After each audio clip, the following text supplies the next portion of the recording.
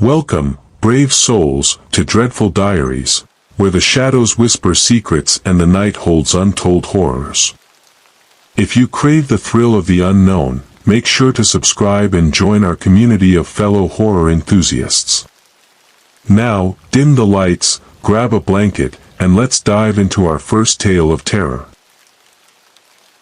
In a quaint village nestled between rolling hills, there lived a clockmaker named Elias.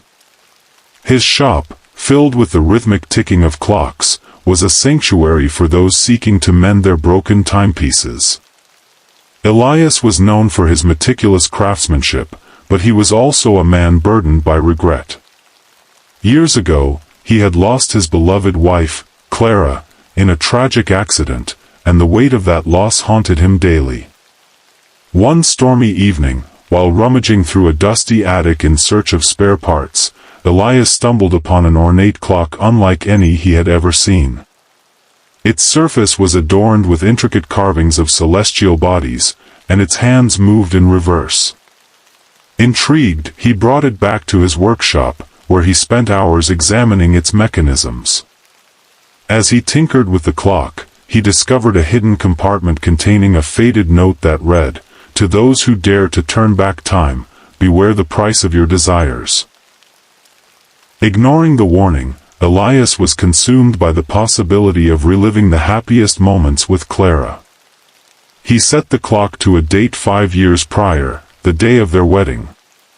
As he turned the hands, a strange energy enveloped him, and in an instant, he found himself standing in the church, surrounded by friends and family, as Clara walked down the aisle, radiant and smiling.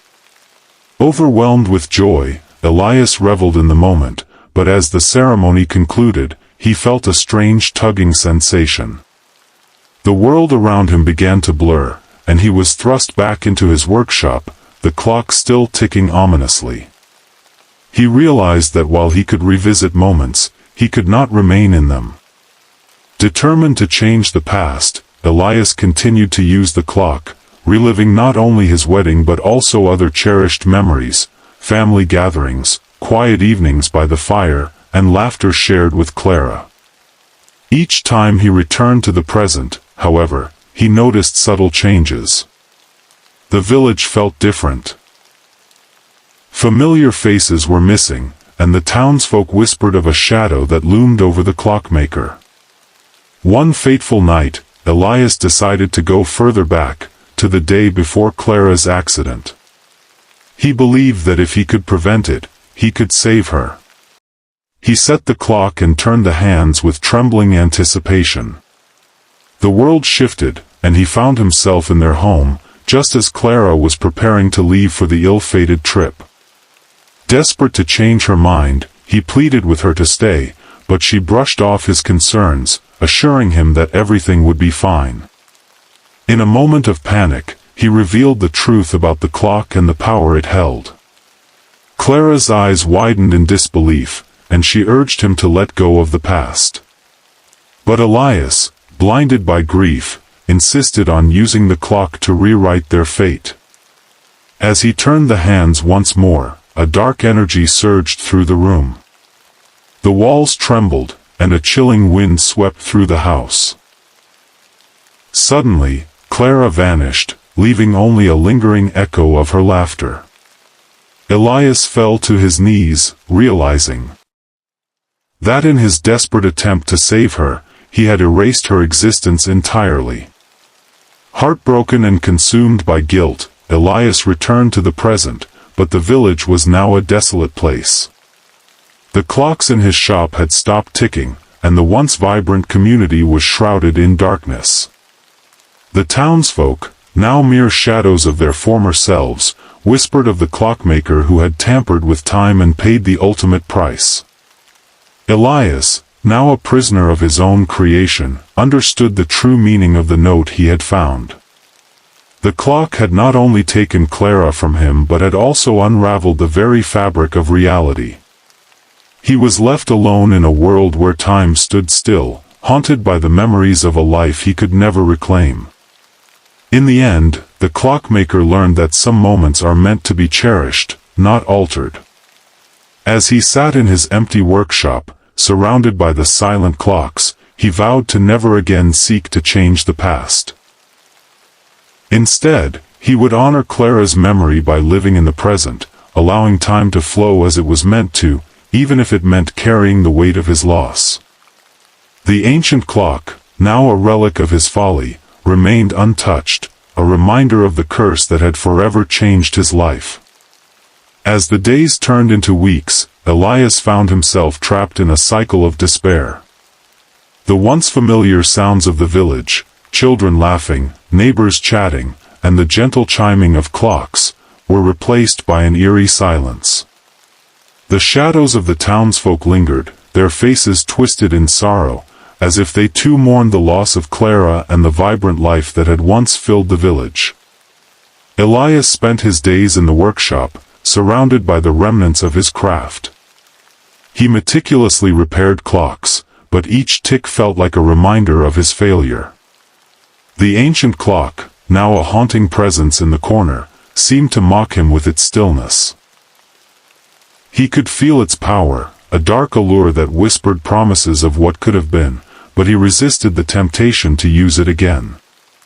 One stormy night, as rain lashed against the windows, Elias sat alone in the dim light of his workshop.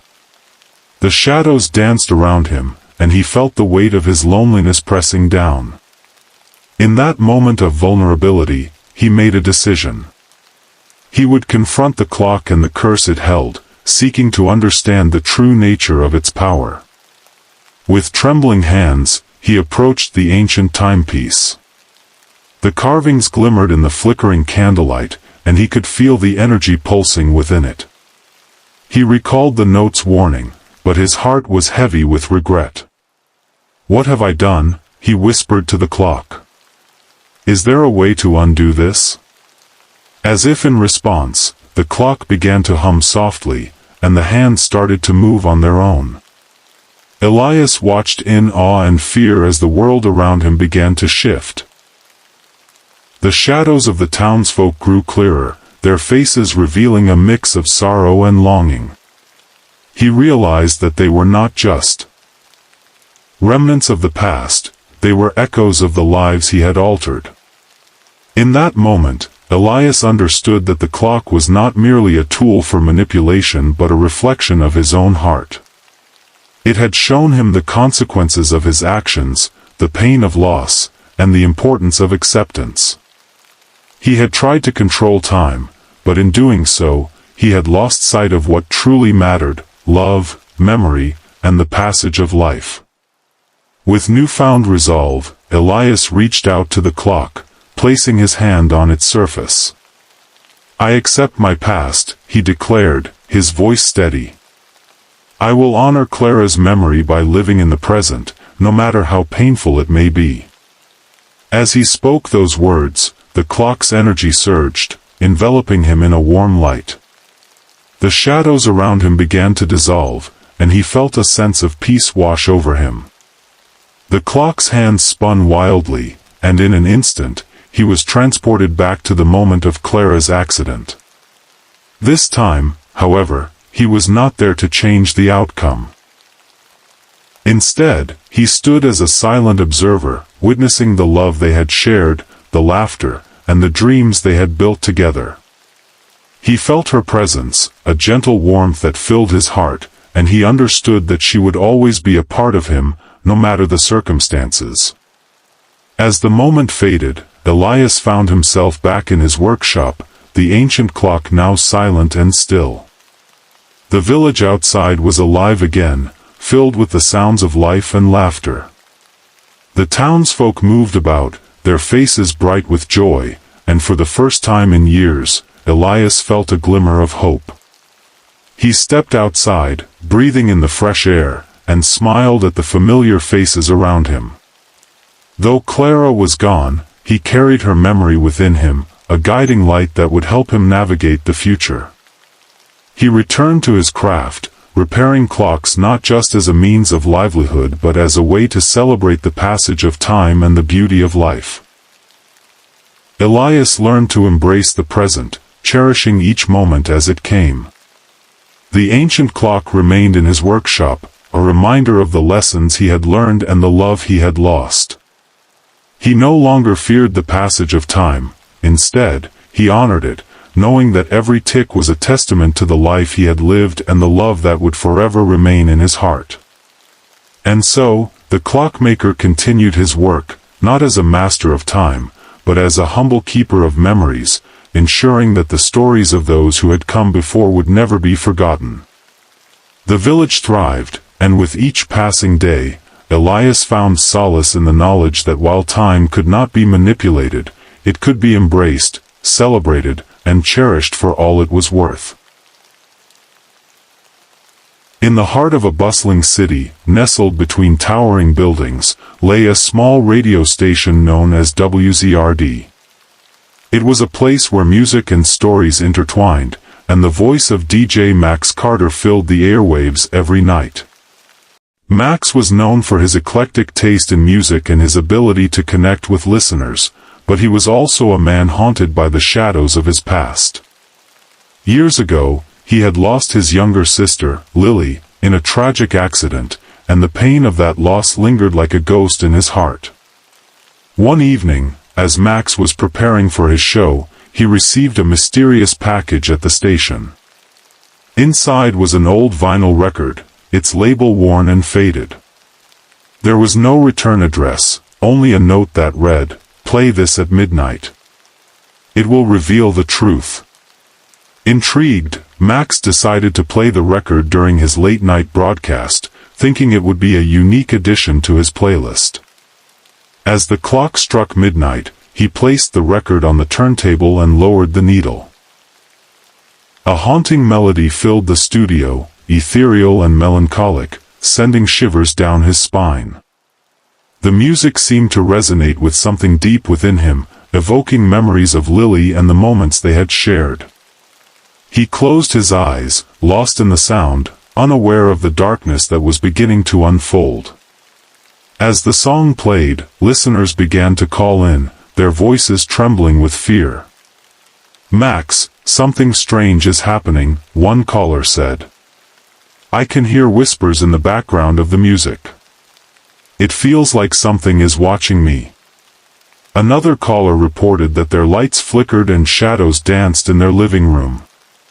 Max brushed off their concerns, attributing it to the late hour and the power of suggestion. But as the night wore on, the calls became more frantic. People reported seeing apparitions, hearing disembodied voices, and experiencing inexplicable phenomena. Max's heart raced as he realized that the record was not just a haunting melody. It was a conduit for something far more sinister. Determined to uncover the truth, Max delved into the history of the record. He discovered that it had been created decades ago by a reclusive musician named Victor Hale, who had vanished under mysterious circumstances. Rumors swirled that the music was cursed, said to draw out the darkest fears of those who listened. The more he learned, the more he felt a connection to Victor's tragic story, as if the musician's pain mirrored his own. As the days passed, the strange occurrences escalated. People began to disappear, one by one, leaving behind only echoes of their last moments. Max felt a growing sense of dread, knowing that he had unwittingly unleashed something malevolent into the world. He could feel its presence creeping closer, and he feared that he would be next. Desperate for answers, Max sought out Victor Hale's former bandmates, hoping they could shed light on the record's origins. They met in a dimly lit bar, where the air was thick with nostalgia and regret. One of them, a frail man named Leo, revealed that Victor had been obsessed with the idea of capturing the essence of life and death in his music. He believed that the melodies could transcend reality, Leo said, his voice trembling. But he lost himself in it. The music became a portal, and he was never the same. Max's heart sank as he realized the gravity of the situation. The record was not just a song, it was a gateway to a realm where the boundaries of life and death blurred. He had to stop it before it claimed more victims. Returning to the station, Max prepared for one final broadcast. He would play the record one last time, but this time, he would confront the darkness head-on. As the haunting melody filled the airwaves, he spoke directly to his listeners, urging them to resist the pull of the music and to remember the light in their lives. As the song reached its climax, the studio was engulfed in a chilling silence. Shadows flickered around him, and he could feel the weight of the unseen presence pressing in. But instead of succumbing to fear, Max closed his eyes and focused on the memories of his sister, the laughter they had shared, and the love that had once filled his life. In that moment of clarity, he understood that the music's power lay not in its ability to draw out darkness but in its capacity to evoke love and connection. He began to speak Lily's name, calling out to her spirit, and as he did, the shadows began to recede. The haunting melody transformed, shifting from despair to a harmonious tribute to the lives lost and the love that remained. With one final surge of energy, Max shattered the record, the shards scattering across the studio floor. The oppressive darkness lifted, and the air felt lighter. He opened his eyes to find the studio bathed in warm light, the haunting melody replaced by the soft hum of the radio. The oppressive darkness lifted, and the air felt lighter. He opened his eyes to find the studio bathed in warm light, the haunting melody replaced by the soft hum of the radio. The shadows that had once loomed over him were gone, and he felt a profound sense of relief wash over him. As the clock struck 1, Max took a deep breath, his heart still racing. He knew that he had faced the darkness and emerged victorious, but the cost had been high. The record was destroyed, but the memories of those who had vanished lingered in the air, a reminder of the fragility of life and the power of music. In the days that followed, the city began to heal. The strange occurrences ceased, and the missing people slowly returned, disoriented but unharmed. Max received countless messages from listeners expressing their gratitude for his bravery and the comfort he had provided during the chaos. They spoke of how his words had resonated with them, helping them find strength in their own memories and connections. But for Max, the victory was bittersweet. He still felt the absence of his sister, the ache of loss that would never fully fade. He decided to honor her memory by using his platform to share stories of love, resilience, and hope. He began a new segment on his show called Echoes of the Heart, where listeners could call in to share their own stories of loss and remembrance. The segment quickly became a beloved part of the broadcast, creating a community of support and understanding. One evening, as he prepared for the show, Max received a call from a listener named Sarah. Her voice trembled as she recounted a story of her own loss, a brother who had passed away years ago. As she spoke, Max felt a familiar warmth envelop him, a sense that Lily was with him, guiding him to help others heal. "Thank you for sharing your story, Sarah," Max said, his voice steady. "It's important to remember those we've lost, to keep their memories alive in our hearts. They may be gone, but their love remains with us." As the weeks turned into months, Max found solace in the connections he forged with his listeners. Each story shared was a thread woven into the fabric of his own healing journey. He realized that while the haunting melody of the record had brought darkness, it had also illuminated the power of love and remembrance. One night, as he wrapped up a particularly emotional broadcast, Max felt a gentle breeze sweep through the studio. The lights flickered momentarily, and he could have sworn he heard a soft laugh, reminiscent of Lily's. A smile spread across his face as he whispered, "Thank you, Lily. I'll always carry you with me." From that day forward, Max continued to broadcast, not just as a DJ but as a beacon of hope for those navigating their own grief.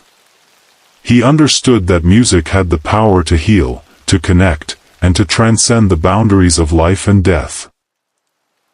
The haunting melody of the record had been a catalyst for change, leading him to embrace the beauty of the present and the memories of the past. As he signed off each night, he would remind his listeners, "Cherish the echoes of your heart, for they are the melodies of love that will never fade." And in doing so, he found peace, knowing that while the darkness may come, the light of love would always guide him home. In the quaint rural town of Eldridge Hollow, the air was thick with the scent of autumn.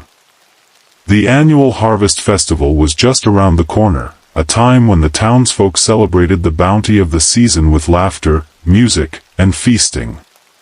For newcomers, it was a charming introduction to small-town life, but for those who had lived there for generations, it was a time of unspoken dread. Clara, a recent transplant from the city, was excited to experience her first Harvest Festival. She had moved to Eldridge Hollow seeking a quieter life, drawn by the picturesque landscapes and the promise of community. As she settled into her new home, she quickly made friends with her neighbors, who spoke fondly of the festival and its traditions.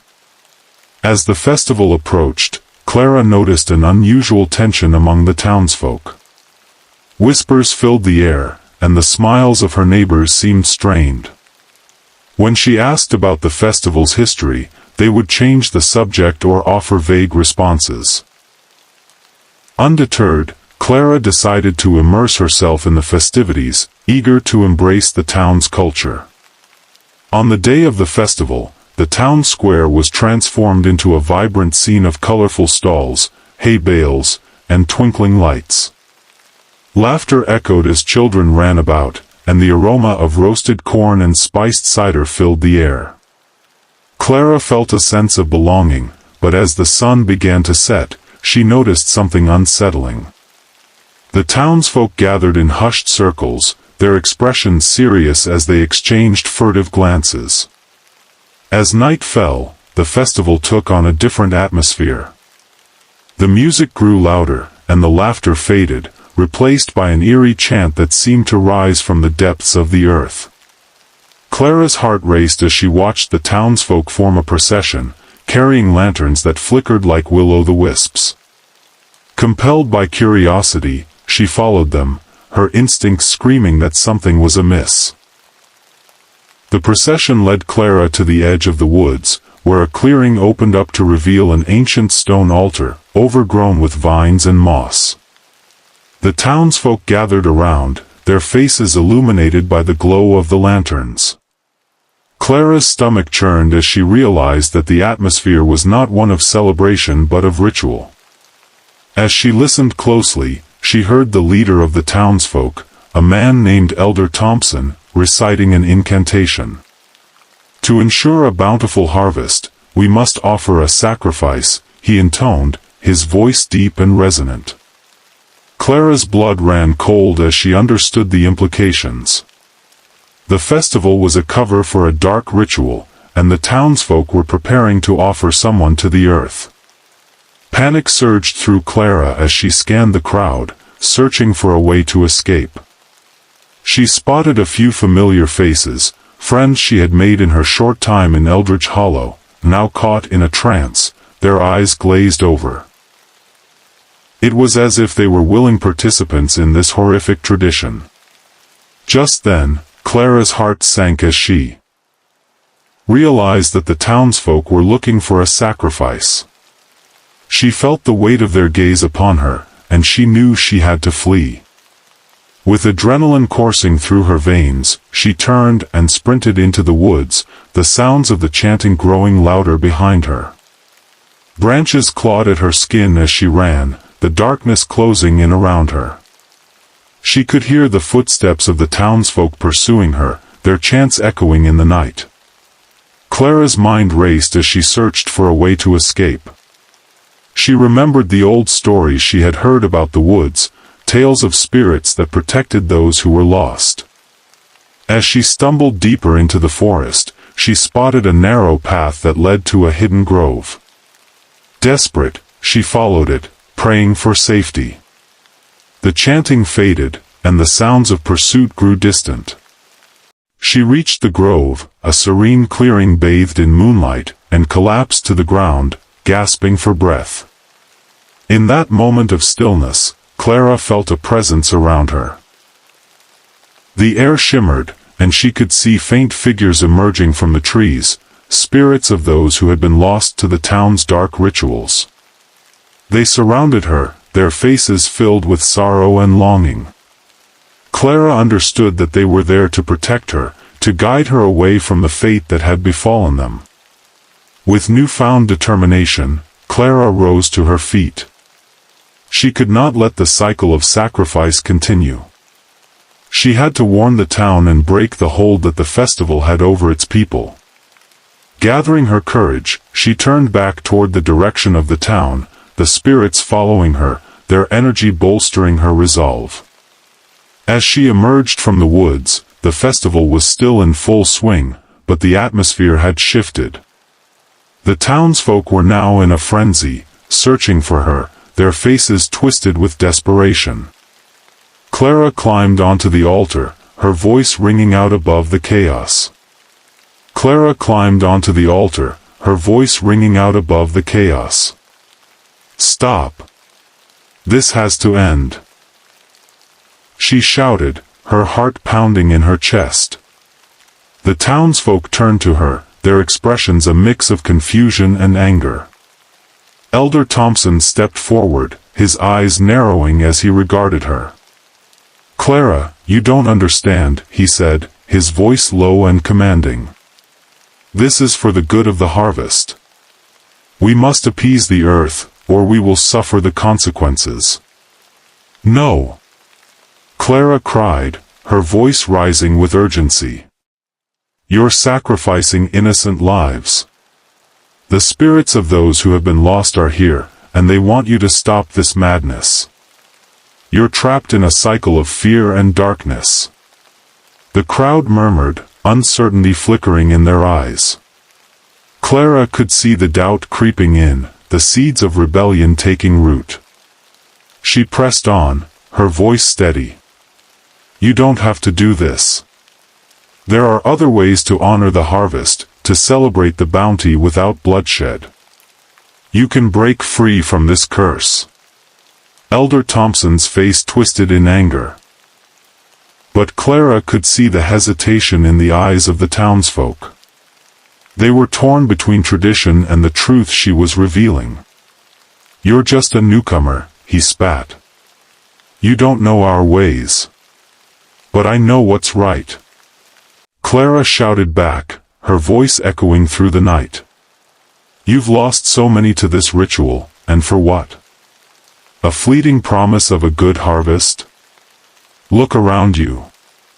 The spirits are here, and they want peace, not sacrifice." As she spoke, the spirits that had followed her from the woods began to materialize around her, their ethereal forms glowing softly in the moonlight.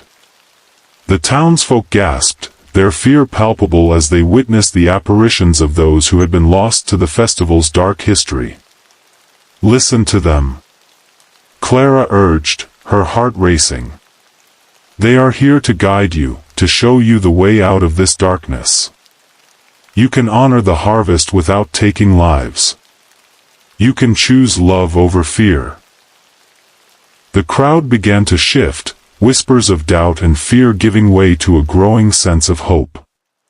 Clara could see the townsfolk looking at one another, their resolve wavering. Elder Thompson, however, remained steadfast, his face a mask of fury. "You will not disrupt our traditions," he bellowed, stepping toward Clara with a menacing glare. But before he could reach her, the spirits surged forward, their presence overwhelming. They surrounded Clara, their energy radiating warmth and light. The townsfolk stepped back, fear etched on their faces as they witnessed the power of the lost souls. "Enough!" Clara shouted, her voice rising above the chaos. "This ends now. You have the power to change, to break free from this cycle of sacrifice." choose life, choose love. In that moment, the townsfolk began to lower their heads, the weight of their choices crashing down upon them. Elder Thompson faltered, his anger giving way to uncertainty. Clara seized the opportunity, stepping down from the altar and moving toward the crowd. "Join me," she implored, her voice softening. "Let's honor the harvest together, not with blood, but with gratitude for what we have. We can celebrate the bounty of the earth without fear. We can remember those we've lost without sacrificing more lives." One by one, the townsfolk began to nod, their expressions shifting from fear to understanding. Clara felt a surge of hope as she saw the change in their hearts. Elder Thompson, realizing he was losing control, raised his hands in a last-ditch effort to rally the crowd. "You're being deceived," he shouted, but his voice lacked conviction. The townsfolk began to chant Clara's words, "Choose life. Choose love." The energy in the air shifted, and the spirits of the lost began to glow brighter, their presence a beacon of hope. Clara felt their strength, their desire for peace resonating through her. With a final, desperate cry, Elder Thompson turned and fled into the woods, his authority shattered. The townsfolk watched him go, their fear dissipating like mist. Emily and David had always dreamed of starting a family, but after years of trying to conceive, they decided to adopt. Their hearts were set on giving a loving home to a child in need, and after much deliberation, they chose to visit a small, mysterious orphanage on the outskirts of town called Willow Creek Home for Children. The orphanage had a reputation for being a place of refuge, but whispers of its dark past lingered in the air. Upon their arrival, they were greeted by the headmistress, a stern woman named Miss Hargrove, who led them through the dimly lit halls filled with the echoes of laughter and the scent of old wood. As they toured the orphanage, they met several children, but one little girl captured their hearts immediately.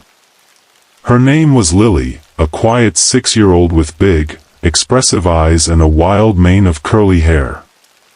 She seemed shy but had an undeniable spark of curiosity. After a few meetings, Emily and David decided to adopt Lily. They were filled with hope and excitement as they brought her home, eager to create a loving family. However, it wasn't long before they noticed something peculiar about their new daughter.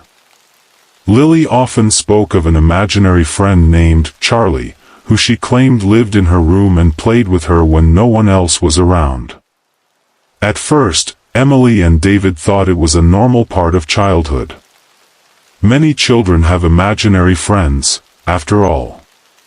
But as the days turned into weeks, they began to notice changes in Lily's behavior.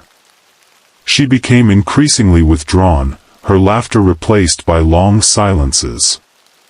When they asked her about Charlie, she would smile mysteriously and say, "He's just playing." One evening, while tucking Lily into bed, Emily noticed a drawing on the wall. It depicted a dark figure with hollow eyes looming over a small child. "Who is this?" Emily asked, her heart racing. "That's Charlie," Lily replied, her voice barely above a whisper. "He's my friend, but he gets mad sometimes." Concerned, Emily and David decided to investigate the orphanage's history. They discovered that Willow Creek had been founded decades ago, but it had a dark reputation. Rumors circulated about children who had gone missing, and some claimed that the orphanage was haunted by the spirits of those who had never found a home. The more they learned, the more uneasy they felt about Lily's imaginary friend. As the weeks passed, Lily's behavior grew more erratic. She would have sudden outbursts of anger, throwing toys and screaming at the top of her lungs. Emily and David tried to comfort her, but it seemed that Charlie's influence was growing stronger. One night, they heard Lily talking to someone in her room, her voice low and conspiratorial. When they entered, she was sitting on the floor, her eyes wide and unblinking, as if in a trance. "Who are you talking to, sweetheart?" David asked gently. Lily turned to him, her expression unsettlingly blank. "Charlie says you don't love me," she replied, her voice devoid of emotion. "He says you'll leave me like everyone else." Panic gripped Emily and David. They realized that Charlie was not just an imaginary friend, he was a manifestation of something darker, something that had latched onto Lily's vulnerability. They needed to confront this entity before it consumed their daughter. Determined to protect Lily, they returned to the orphanage to confront Miss Hargrove. When they arrived, the headmistress was surprisingly evasive, her demeanor shifting from stern to defensive. "Charlie is just a figment of her imagination," she insisted. "Children often create friends to cope with their fears." But Emily and David were not convinced. They pressed for more information about the orphanage's past, and Miss Hargrove finally relented, revealing a chilling story. "Years ago, a boy named Charlie lived here," she said, her voice trembling. "He was a troubled child, and he had a dark influence over the other children. After he disappeared, strange things began to happen. Some say he never left." With this revelation, Emily and David realized that Charlie was not just an imaginary friend, he was the spirit of a boy who had been lost to the orphanage's dark history. They needed to find a way to sever the connection between Lily and Charlie before it was too late. That night, they returned home and gathered in Lily's room.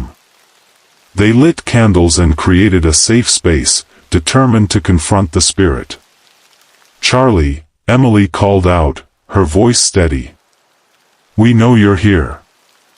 You need to leave Lily alone. She deserves to be happy." The room grew cold, and the shadows seemed to deepen. Lily stood in the corner, her eyes glazed over, as if Charlie was taking control. "You can't make me go," she said in a voice that was not her own. "I need her. She's mine. I need her." "She's mine," the voice echoed, sending chills down Emily and David's spines. "Lily, listen to us," David urged, stepping closer to his daughter. "You are not alone. We love you, and we want to help you. Charlie is not your friend, he's hurting you. You have to fight him." Emily knelt down, her eyes locked onto Lily's. "You are stronger than this, sweetheart. Remember all the fun we've had together? The stories we read, the games we played? You are loved, and you don't need Charlie." For a moment, Lily's expression flickered, a hint of recognition breaking through the darkness. I don't want him," she whispered, her voice trembling. "But he won't let me go." With renewed determination, Emily and David joined hands, forming a protective circle around Lily. "We are here for you, Lily," Emily said, her voice firm. "You are safe. We will not let him take you." As they spoke, the temperature in the room dropped further, and the shadows began to swirl ominously. The candles flickered violently, casting eerie shapes on the walls. "You think you can take her from me?" The voice of Charlie hissed, filled. "Lily, listen to us," David urged, stepping closer to his daughter. "You are not alone. We love you, and we want to help you. Charlie is not your friend, he's hurting you. You have to fight him." Emily knelt down, her eyes locked onto Lily's. "You are stronger than this, sweetheart. Remember all the fun we've had together? The stories we read, the games we played? You are loved, and you don't need Charlie." For a moment, Lily's expression flickered, a hint of recognition breaking through the darkness. "I don't want him," she whispered, her voice trembling. "But he won't let me go." With renewed determination, Emily and David joined hands, forming a protective circle around Lily. "We are here for you, Lily," Emily said, her voice firm. "You are safe. We will not let him take you." As they spoke, the temperature in the room dropped further, and the shadows began to swirl ominously. The candles flickered violently, casting eerie shapes on the walls. "You think you can take her from me?" the voice of Charlie hissed, filled with rage. "She belongs to me." "No!" David shouted, his voice rising above the chaos. "You are nothing but a lost spirit, and you have no power here. We release Lily from your grasp." With that declaration, Emily and David focused all their love and energy on Lily, envisioning a bright light surrounding her, pushing back against the darkness. "Lily, you are loved. You are free," they cried in unison. The shadows writhed and twisted, and for a moment, it felt as if the very air was charged with electricity. Lily's eyes widened, and she clutched her head, as if battling an unseen force. "Charlie, stop," she screamed, tears streaming down her cheeks. "I don't want you anymore." In that moment of defiance, a blinding light erupted from within Lily, illuminating the room and pushing back the darkness. The shadows shrieked, and the voice of Charlie grew weaker, filled with desperation. "No! You can't leave me. I need you." But Lily stood firm, her small frame radiating strength. "I'm not yours. I'm with my family now." With a final surge of energy, the light enveloped the room, and the shadows dissipated, leaving behind an eerie silence. As the light faded, Lily collapsed into Emily's arms, sobbing. "Mommy, I was so scared," she cried, her voice trembling. "I didn't want to be with him." Emily held her tightly, tears of relief streaming down her face. "It's okay, sweetheart. You're safe now. We're here, and we love you." David knelt beside them, wrapping his arms around both of them. "You did it, Lily. You fought him off. You're so brave." In the days that followed, the family began to heal. Lily's laughter returned, and the shadows that had once haunted their home faded away.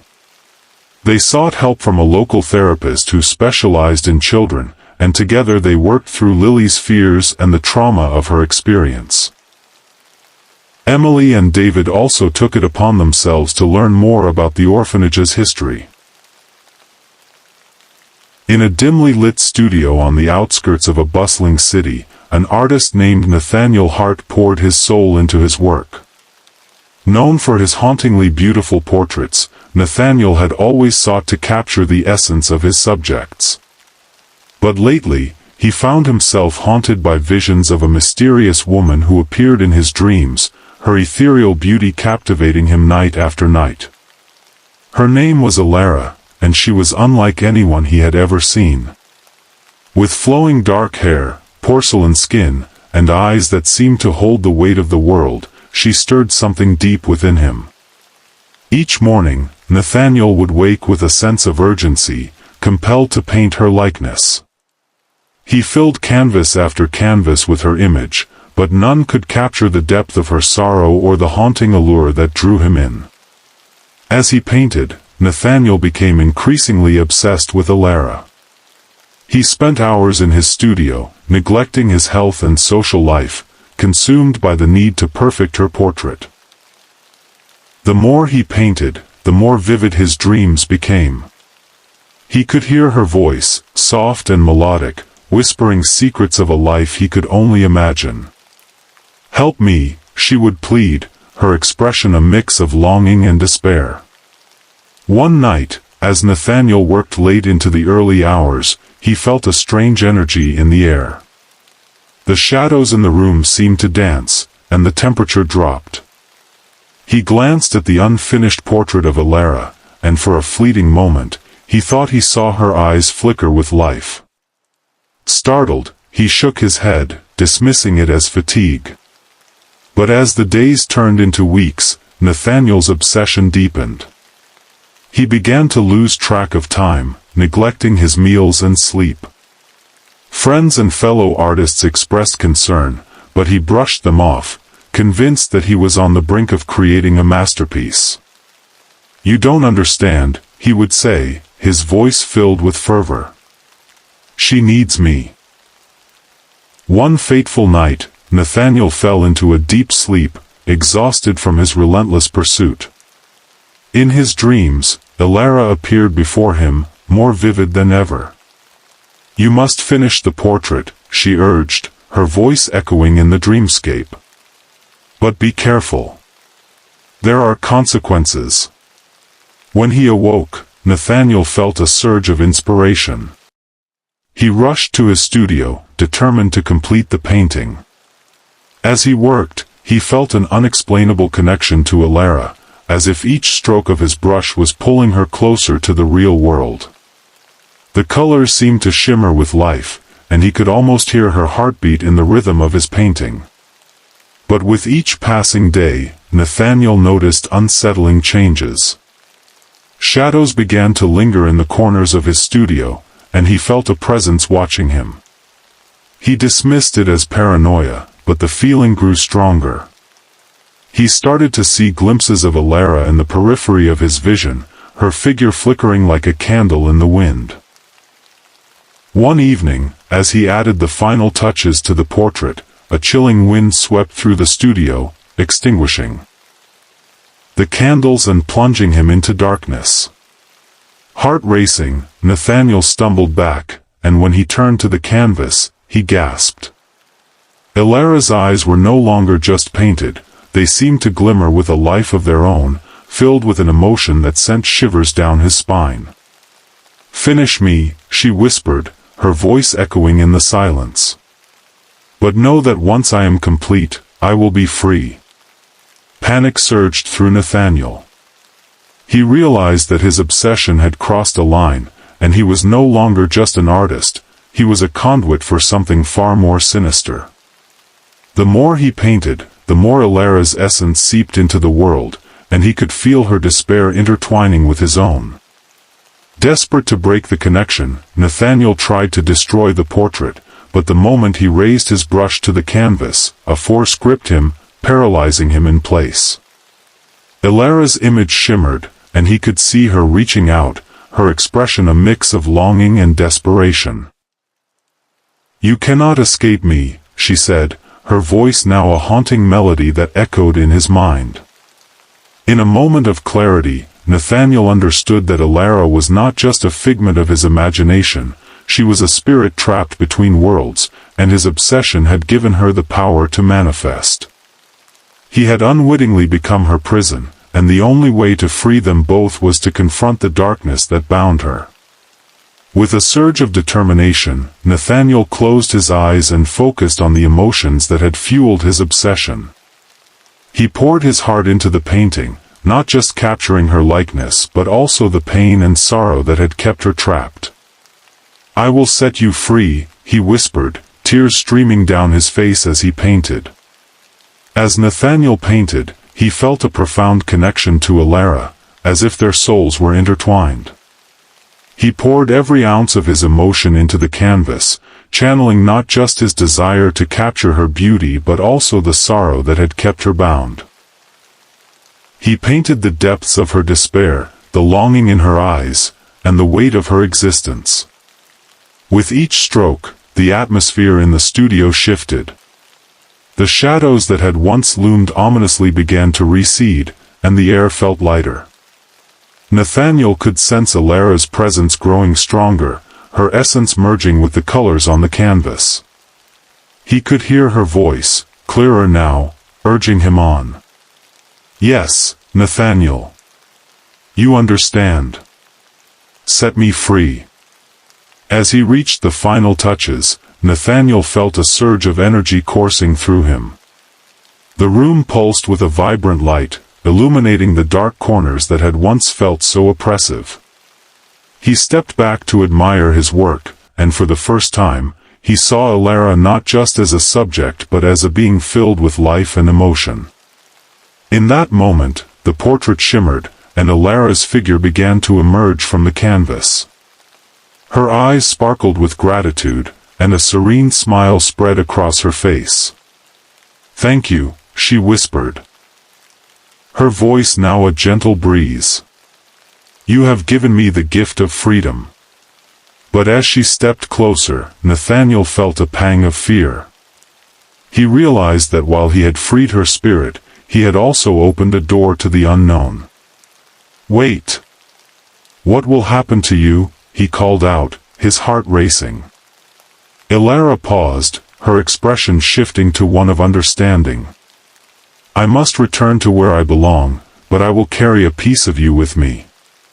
You have shown me compassion, and in doing so, you have freed yourself from your own despair." With that, she reached out, her hand brushing against Nathaniel's cheek. A warmth enveloped him, and he felt a wave of emotions wash over him: love, loss, hope, and the bittersweet ache of letting go.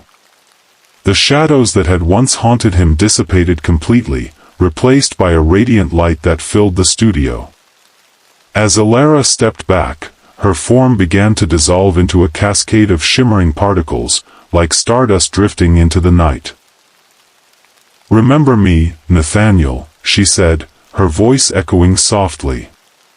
"And remember that art has the power to heal, to connect, and to transcend."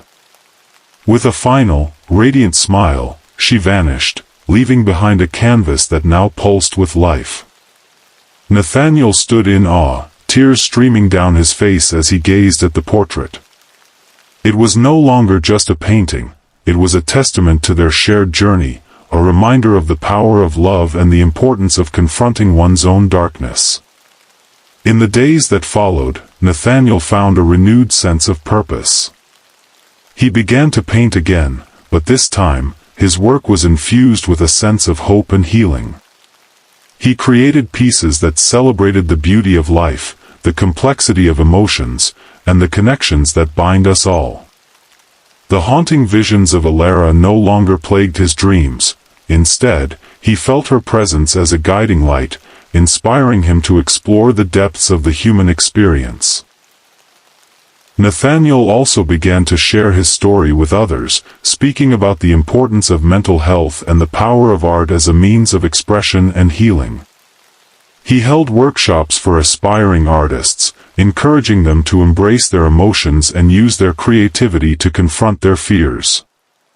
As he moved forward, Nathaniel carried Alara's memory with him, a reminder of the transformative power of compassion and understanding. The portrait of despair had become a portrait of hope, a symbol of the journey they had shared and the freedom they had both found. And in the quiet moments, when the world felt still, Nathaniel would often find himself gazing at the painting, feeling a sense of peace wash over him. He knew that Alara was free, and in freeing her, he had also freed himself. The shadows of despair had been replaced by the light of creativity, and he was ready to embrace whatever came next, knowing that art would always be his sanctuary. In the heart of a forgotten countryside, shrouded by overgrown ivy and the weight of time, stood the once majestic Hawthorne Manor. Its crumbling facade whispered tales of grandeur, but now it lay silent, a relic of a bygone era. Dr. Eliza Hart, a passionate historian with a penchant for the mysterious, had long been captivated by the story surrounding the mansion. When she received a grant to research its history, she felt as though fate had led her to this very moment. As Eliza stepped through the creaking front door, a chill ran down her spine. Dust motes danced in the shafts of light that filtered through the grimy windows, and the air was thick with the scent of mildew and forgotten memories. Armed with her notebook and a digital recorder, she began her exploration, documenting every detail of the decaying rooms. It was in the grand parlor, with its faded wallpaper and shattered chandelier, that the first echoes reached her. At first, they were faint whispers, like the rustling of leaves in a gentle breeze. Eliza paused, straining to listen. The voices grew clearer, revealing snippets of conversation, laughter, soft confessions, and then, a sharp argument. The words were indistinct, but the emotions were palpable, swirling around her like a tempest. Intrigued, Eliza returned to the parlor each day, hoping to capture more of the echoes. As she delved deeper into the mansion's history, she uncovered the tragic love story of Isabella Hawthorne and Thomas Blackwood, two souls entwined in a passionate romance that defied the conventions of their time. Isabella, the daughter of the manor's owner, was betrothed to a wealthy suitor, but her heart belonged to Thomas, a humble artist. Their love blossomed in secret, filled with stolen moments and whispered promises. However, betrayal lurked in the shadows. Isabella's father discovered their affair and, in a fit of rage, forced her to marry the suitor. Heartbroken, Thomas vanished, leaving Isabella to a life of regret and sorrow. The echoes in the parlor grew more intense as Eliza pieced together their story, revealing the depth of their love and the pain of their separation. One evening, as the sun dipped below the horizon, casting an ethereal glow through the windows, Eliza felt a sudden chill. The air crackled with energy, and the whispers crescendoed into a desperate plea. "Help us," a voice implored, filled with longing. Eliza's heart raced as she realized the spirits of Isabella and Thomas were reaching out to her, seeking closure for their unfinished story. Determined to help them, Eliza began to research the circumstances surrounding their tragic end. She discovered that Isabella had died shortly after her marriage, her heart broken and unfulfilled. Thomas, too, had met a tragic fate, rumored to have perished in a storm while searching for her. Their love, once vibrant, had been extinguished by betrayal and circumstance. With each revelation, the echoes grew stronger, guiding Eliza to the hidden corners of the mansion. She found letters tucked away in a forgotten drawer, filled with the raw emotions of their love.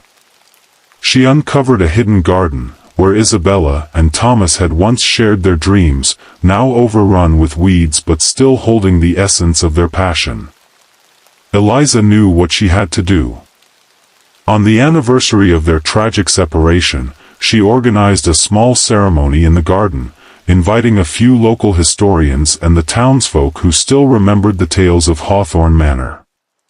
As twilight descended, she spoke of Isabella and Thomas, recounting their love story and the betrayal that had torn them apart.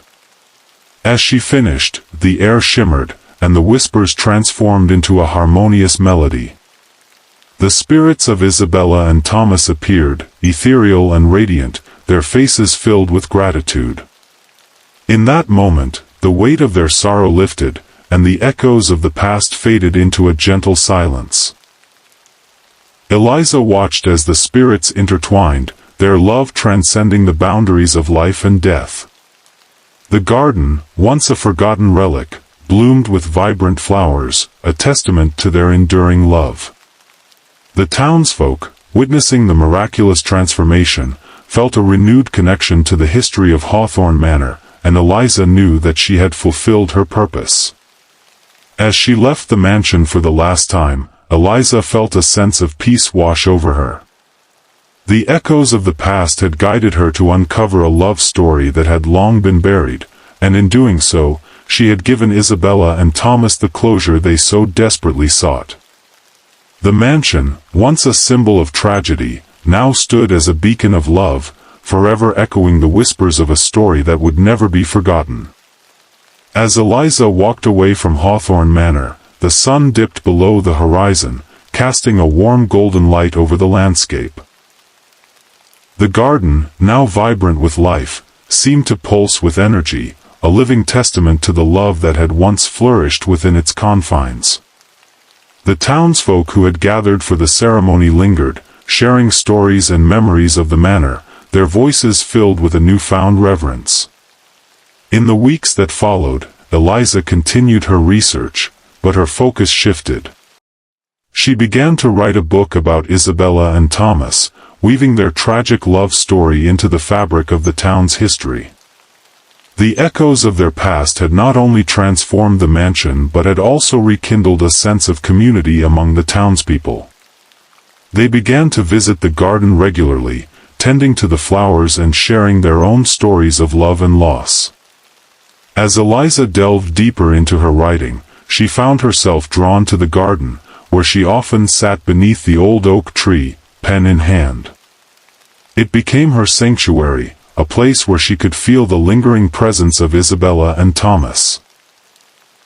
The whispers that had once been filled with sorrow now carried a sense of peace, as if the lovers were guiding her words. One evening, as she sat in the garden, a gentle breeze rustled the leaves above her. Eliza closed her eyes, allowing the sounds of nature to envelop her.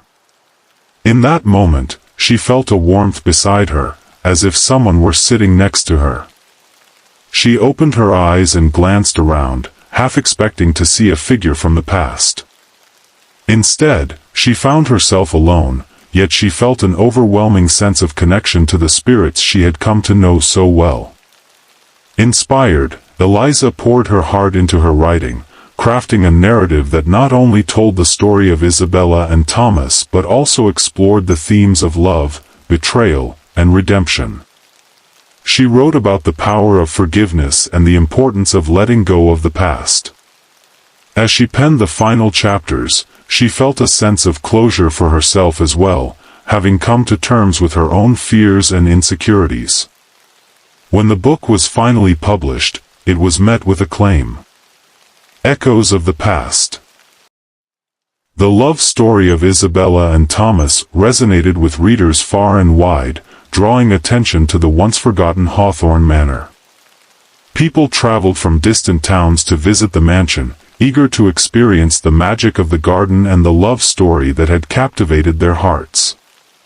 Eliza organized guided tours of the manor, sharing the history and the echoes that had led her to uncover the truth. The garden became a place of reflection and healing, where visitors could leave notes of love and hope, honoring their own stories. The spirits of Isabella and Thomas, now at peace, seemed to linger in the air, their love radiating through the flowers and the laughter of those who came to pay homage. As the seasons changed, so did the garden. Each bloom represented a new beginning, a reminder that love, even when marred by betrayal, could blossom anew. Eliza found joy in watching the community thrive, united by the shared history of the manor and the love that had once echoed through its halls. Years later, as Eliza stood in the garden, now a flourishing sanctuary, she reflected on her journey. The echoes of the past had not only revealed a tragic love story but had also transformed her own life. She had found purpose, connection, and a deeper understanding of love's complexities. In that moment, she felt a gentle breeze brush against her cheek, and she smiled, knowing that Isabella and Thomas would forever be a part of her story. The echoes of their love would continue to resonate, reminding all who visited Hawthorne Manor that love, in all its forms, is timeless and enduring.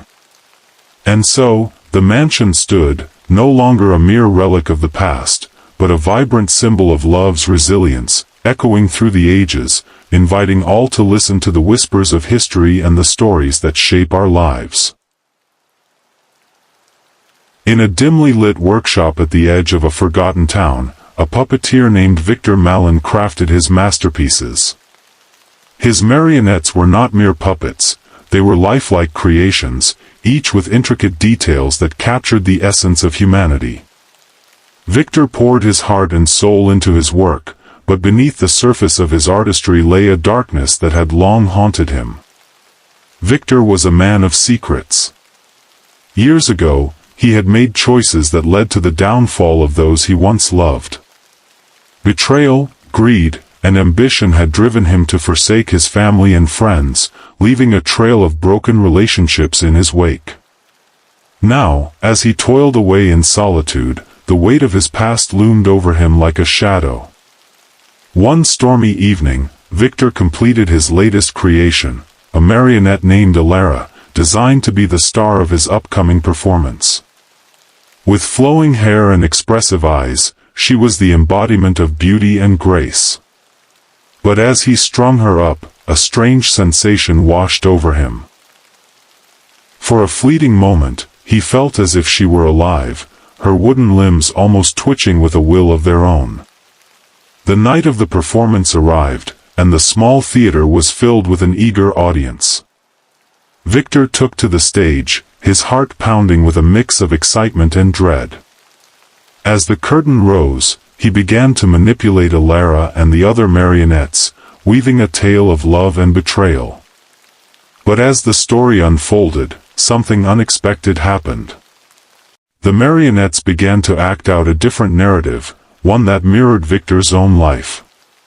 They portrayed scenes of his past, his betrayal of his wife, the way he had abandoned his children, and the greed that had consumed him. The audience, initially captivated, soon fell silent, their expressions shifting from amusement to horror as the puppets enacted Victor's darkest sins. Victor's hands trembled as he struggled to regain control. "No! This isn't what I intended," he shouted, but the marionettes continued their performance, their movements becoming more frantic and expressive.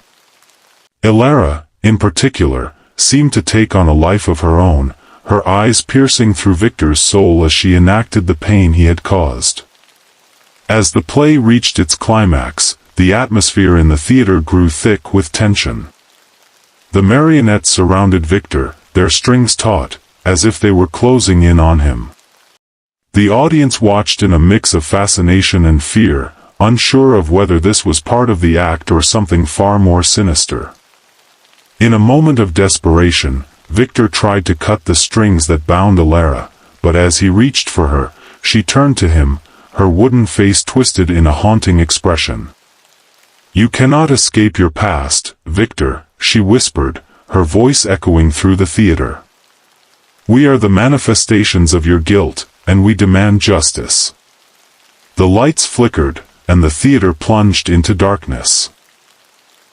Victor felt a surge of panic as he realized he was no longer in control. The marionettes, now animated by a force beyond his understanding, began to advance toward him, their movements synchronized and deliberate. He stumbled back, his heart racing, as he faced the consequences of his actions. "Please! I didn't mean to hurt anyone," he cried out, his voice trembling. But the marionettes showed no mercy. They enacted the final scene of his life, a dark tableau that revealed the depths of his remorse and the weight of his sins. Each movement was a reminder of the pain he had inflicted, and with every passing moment, Victor felt himself being drawn into the very darkness he had created. In a moment of clarity, Victor realized that he could not run from his past. He had to confront the pain he had caused, not only to himself but to those he had wronged. With newfound determination, he stepped forward, facing Elara and the other marionettes. "I am sorry," he said, his voice steady. "I am ready to accept the consequences of my actions." As he spoke, the atmosphere shifted. The marionettes paused, their movements slowing as if they were considering his words. Elara's expression softened, and for a brief moment, Victor saw a flicker of understanding in her eyes. "Redemption is not easy, Victor," she said softly. "But it is possible." With that, the theater erupted in light, and the marionettes fell still, their strings slackening. The audience, who had been witnesses to this surreal confrontation, erupted into applause, unsure of what they had just experienced. Victor, however, felt a weight lift from his shoulders. He had faced his demons, and in doing so, he had taken the first step toward redemption. In the days that followed, Victor transformed his workshop into a community space, inviting those he had wronged to share their stories and heal together. He used his puppetry to tell tales of redemption, forgiveness, and the power of second chances. The marionettes, once instruments of his guilt, became symbols of hope and healing. Victor poured his heart into creating new performances that celebrated the resilience of the human spirit, drawing on the lessons he had learned from his past. As word spread about Victor's transformation, people from all walks of life began to visit his theater. They came to witness the marionettes that had once enacted his darkest moments now telling stories of love, loss, and the journey toward forgiveness. The theater became a sanctuary, a place where individuals could confront their own pasts and find solace in shared experiences. Ilara, the marionette who had once been the embodiment of Victor's guilt, became the centerpiece of his new performances. She was no longer just a puppet, she was a character who represented the possibility of redemption. Victor crafted a new narrative for her, one that illustrated the importance of acknowledging one's mistakes and seeking forgiveness. The audience resonated with her story, and many found the courage to confront their own struggles. As the seasons changed, so did Victor's life. He reconnected with his estranged family, reaching out to his wife and children with heartfelt apologies. It was not an easy journey, there were tears, anger, and moments of doubt. But Victor was determined to make amends, to show them that he had changed. Slowly, they began to see the sincerity in his efforts, and the walls that had once separated them began to crumble. One evening, as Victor prepared for a special performance dedicated to his family, he felt a mix of excitement and anxiety. He had invited them to witness the transformation of both himself and the marionettes. As the lights dimmed and the curtain rose, he took a deep breath, ready to share his journey with those he loved most. The performance unfolded beautifully, with Ilara leading the way through a story of forgiveness and healing. The audience was captivated, and Victor poured every ounce of emotion into his puppetry. As the final scene approached, he felt a surge of hope. He had come full circle, and the marionettes, once a reflection of his sins, now embodied the possibility of redemption. When the curtain fell, the audience erupted in applause, but Victor's eyes were fixed on his family. They stood at the edge of the stage, tears glistening in their eyes. In that moment, he knew he had reached them. He stepped forward, his heart racing, and embraced them tightly. "I'm so sorry for everything," he whispered, his voice choked with emotion. "I will spend the rest of my life making it right." His family held him close, and for the first time in years, they felt a sense of unity. The marionettes, now silent witnesses to this moment of reconciliation, seemed to glow with a newfound light. Victor had not only confronted his past but had also forged a path toward healing for himself and those he had hurt. As the weeks turned into months, Victor continued to perform, but now his theater was a hub of community and connection.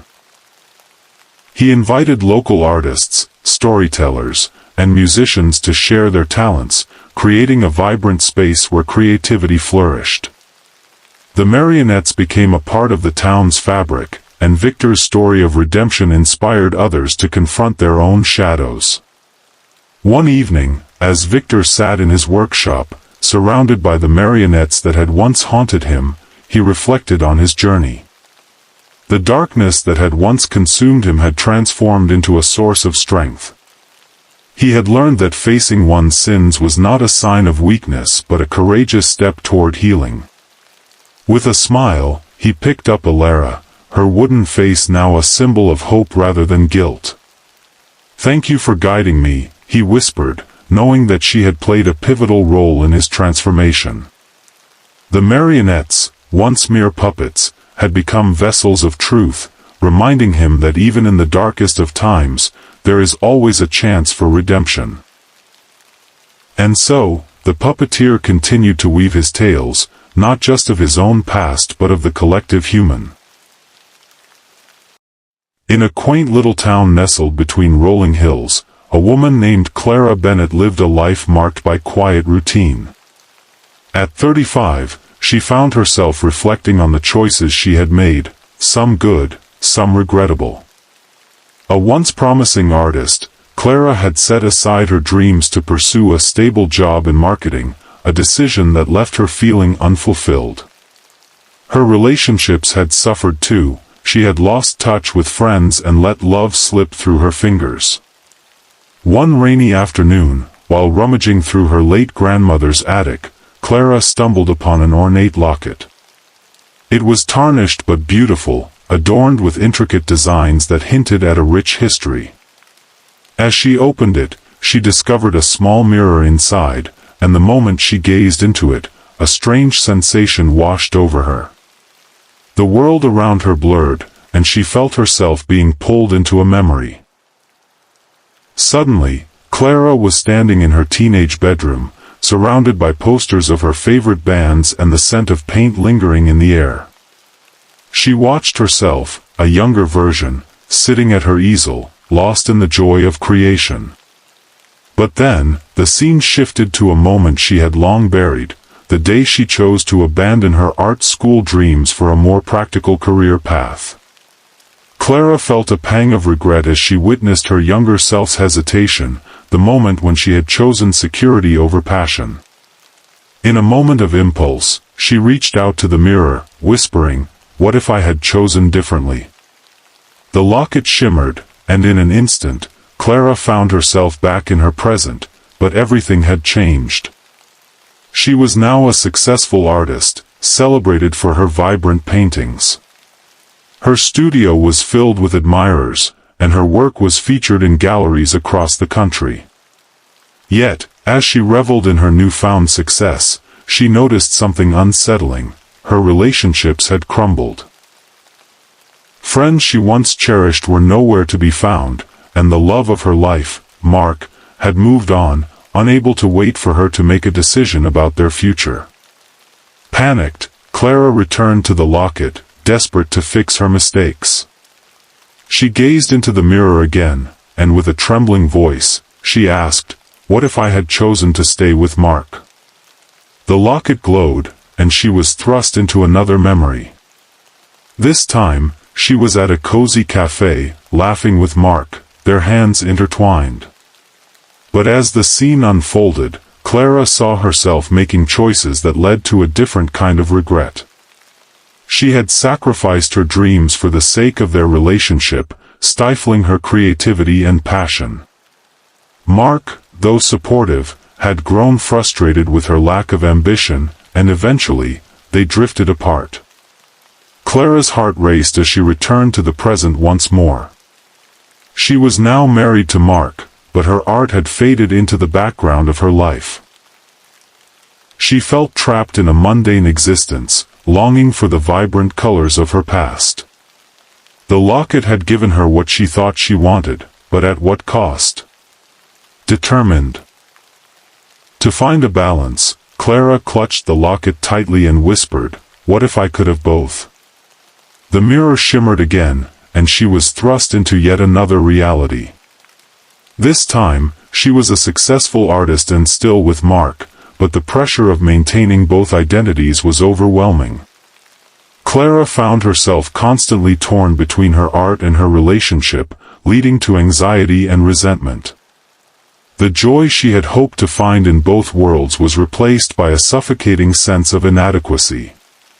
Frustrated and exhausted, Clara realized that each alteration she made to her past came with unforeseen consequences.